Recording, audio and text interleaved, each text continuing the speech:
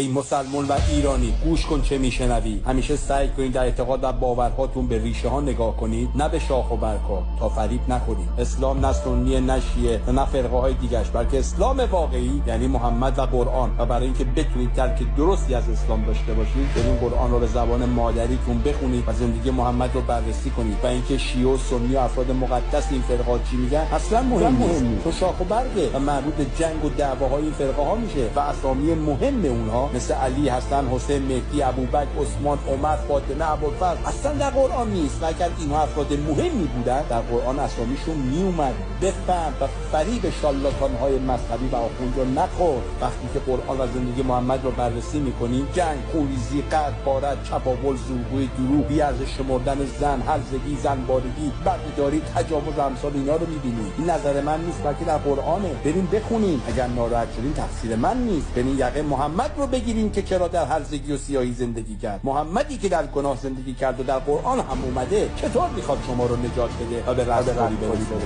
اون اگه زرنگ بود خودش رو نجات میداد و در گناه و سیاهی تاریکی زندگی نمیکرد و نمیمرد. اسلام متعلق به شیطانه و محمد هم پیامبرشه تا شما را در گناه نگه داشته و به نیستی و نابودی ببره. ای مسلمان، از تعصبات